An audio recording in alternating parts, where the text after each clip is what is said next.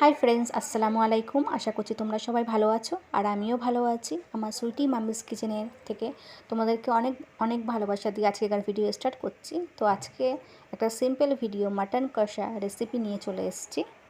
First আমি এখানে নিয়েছি মাটন পিস। তো পিস আমি নিয়েছি মাটনের চাপের পিস নিয়েছি আর সিনার পিস নিয়েছি। আর বেশ ছোট ছোটও না, বড় বড়ও না, তো এইভাবে মাঝারি পিস করে নিয়েছি। তারপর আমি একটা প্রেশার কুকার গ্যাসের ওপরে দিয়ে প্রেশার কুকারটা গরম করে একটু সর্ষের তেল দিয়ে দিয়েছি। তো সর্ষের তেলের পরিমাণটা একটু বেশি লাগে মাটনে। তো এখানে আমার তেলটা বেশ গরম হয়ে গেছে।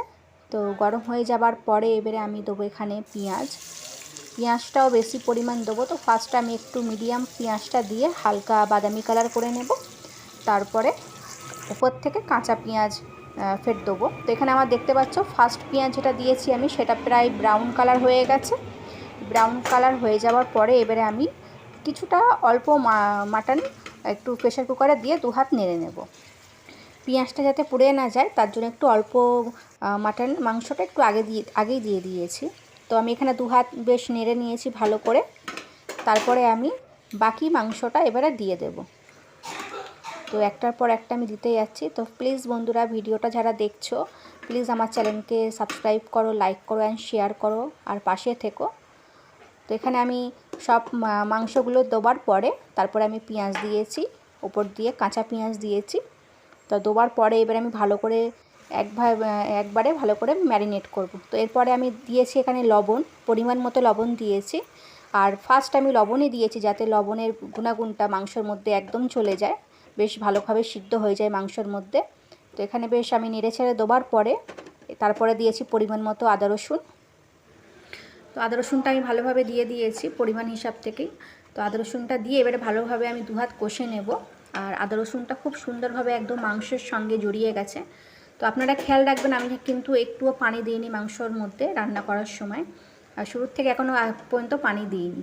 তো আমি আদা রসুনটা দিয়ে ভালোভাবে দু হাত কষার পরে এবারে আমি 2 মিনিট মতো ঢাকনাটা চাপা দিয়ে রেখে দেবো যাতে একটু পানিটা ছেড়ে দেয়। পেঁয়াজের আর আদা রসুনের একটু পানি থাকে সেটা একটু ছেড়ে দেয়। তো সামান্য একটু বেশ ভালোই পানি ছেড়ে দিয়েছে। ছেড়ে দেওয়ার পরে আমি এবার এখানে দু চারটে টমেটো কুচি রেখে দিয়েছিলাম, তো সেটা এবার আমি দিয়ে দিয়েছি। তো এবার আমি টমেটো কোচাগুলো দেওয়ার পরে ফের দু হাত নেড়ে নেব। দু হাত নেড়ে নিয়েছি দেখতে পাচ্ছ। তারপরে আমি দেবো এখানে পরিমাণ মতো হলুদ 2 চামচ মতো আমি হলুদ দিয়েছি। হলুদ দেওয়ার পরে তারপরে আমি দেবো এখানে গুঁড়া লঙ্কা। তো গুঁড়ো লঙ্কা যে যেমন ঝাল খায় বাড়িতে, তো সেইভাবেই পরিমাণে তোমরা ঝালটা দিতে পারো। তারপরে আমি এখানে দিয়েছি জিরে মরিচের গুঁড়া। দেওয়ার পরে এইবারে আমি পুরো সব মশলাগুলো ভালোভাবে মাংসের মধ্যে দু হাত ভালোভাবেই কষে নিয়েছি। আর এখানে বেশ তেলটা একটু হালকা হালকা ছেড়েছে। তো এখানে অল্প পানি আমি এখন দিয়েছি।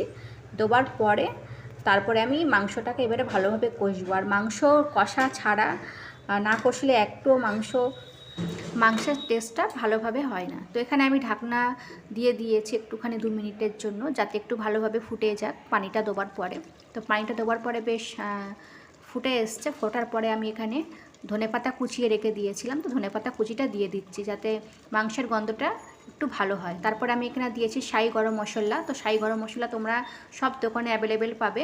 তারপরে আমি এখানে নিয়েছি আলুর মশলা। তো আলুর মশলা আমার বাড়িতে ছিল বলে একটু টেস্টের জন্য আলুর মশলাটা দিয়ে দিয়েছি। তোমরা চাইলে না দিতেও পারো, কিন্তু দিলে ভালো হয়। কারণ এবারে দেওয়ার পরে আমি এখানে দু হাত কষে নিয়েছি। তো মাংসটা আমি এখানে প্রেশার কুকারে রান্না করছি। তো তোমরা চাইলে বাড়িতে হাঁড়িতে রান্না করতে পারো, কিন্তু একটু ধিমায় রান্না করতে হয়।